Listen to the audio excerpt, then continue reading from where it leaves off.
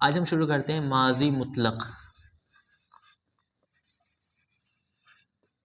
माजी मुतलक कि माजी मुतलक किसे कहते हैं? जिससे गुजरे हुए ज़माने में किसी काम का होना या करना समझा जाए।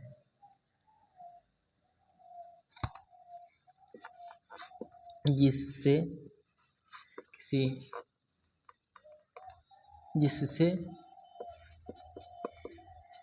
गुजरे हुए ज़माने में किसी काम का होना या करना समझा जाए। ठीक, जैसे क्या बोलेंगे? माजी मुतलक यानी होना या करना समझा जाए। ठीक है, गुजरे हुए ज़माने में, तो जो गुजरा हुआ तो ये क्या है? पास्ट है। क्या है? ये है पास्ट। ठीक, अब क्या है कि अब पास्ट में कितना टाइम गुजरा, 2 मंथ 4 मंथ 2 इयर्स, कितना है ना। तो यहाँ पे कोई ऐसा कैद नहीं है, तो इसलिए क्या कहा? मुतलक कहा। तो माजी किस लिए कहा? इसलिए गुजरा हुआ ज़माना पाया जाए। मुतलक किस लिए कहा? इसलिए कि टाइम को वो नहीं है, टाइम फिक्स नहीं है कि कब था। जैसे ईट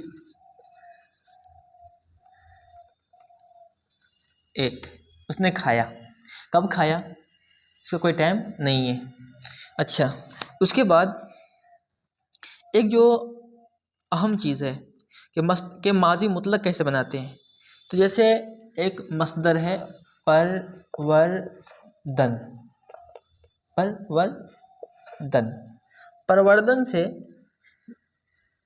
परवर्दन। ठीक, माजी मुतलक कैसे बनाएंगे, वर्ब कैसे बनाएंगे इसको? तो सबसे पहले इसको ख़त्म कर देंगे। क्या कर देंगे? इसको ख़त्म कर देंगे। परवर्द हो गया। उसके बाद जिस तरह ये साइलेंट है रा, उस तरह से हम दाल को भी साइलेंट कर देंगे। तो क्या हो गया? परवर्दे। क्या हो गया? ये परवर्दे। तो अब क्या हो गया? ये माजी मुतलक। उसने पाला, तो क्या बोलेंगे? माजी मुतलक। अब आप सुने होंगे कि इसके कई सीगे होते हैं। सीगे को इंग्लिश में क्या बोलते हैं? पर्सन। जैसे पर्सन होता है first person, second person, third person. तो फर्स्ट पर्सन में इसमें आता है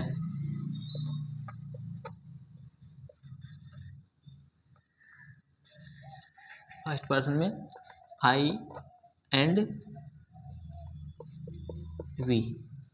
सेकेंड में आता है, सेकेंड पर्सन में आता है यू। और थर्ड पर्सन में आता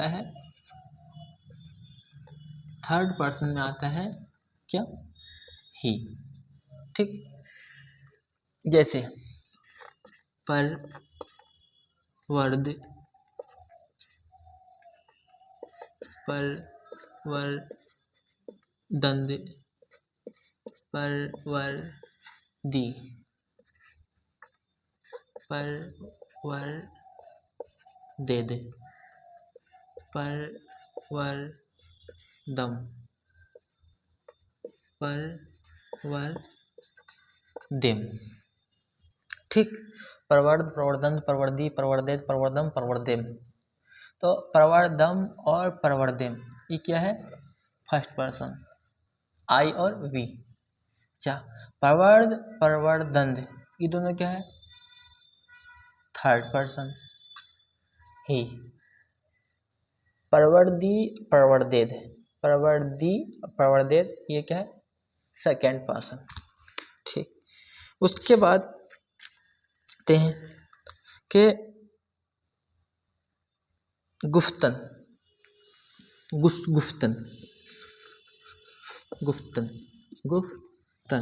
इसका मतलब कहते हैं स्पीक।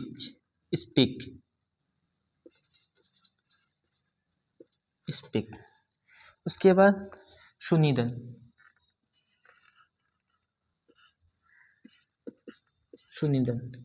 हेयरिंग।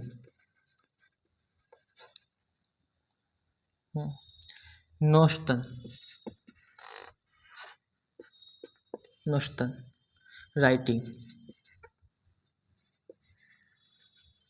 राइटिंग। उसके बाद आता है खानदन, खानदन रीडिंग।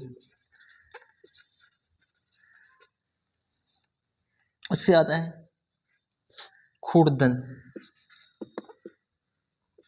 खुर्दन ईटिंग। नौशीदन,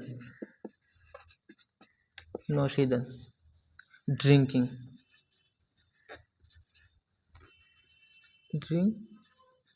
ड्रिंकिंग। ठीक, तो ये क्या है, मस्दर।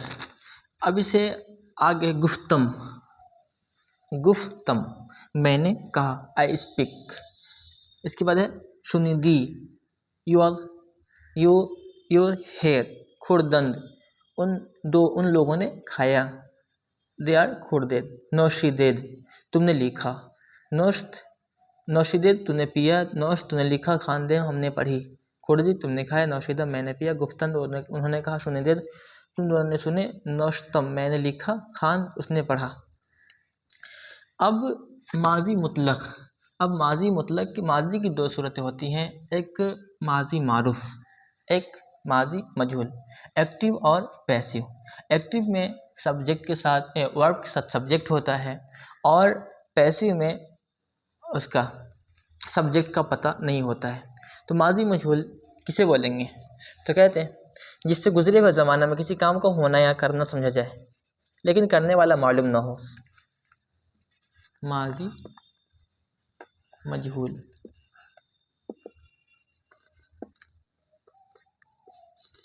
जिससे गुजरे हुए ज़माने में किसी काम का होना, किसी काम का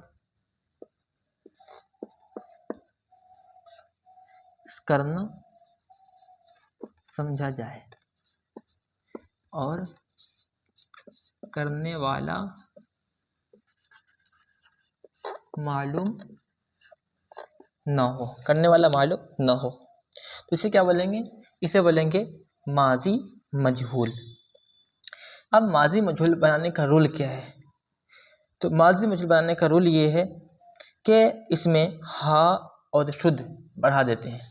जैसे कहाँ गई ये परवर्ध है ना, ये क्या है? परवर्ध,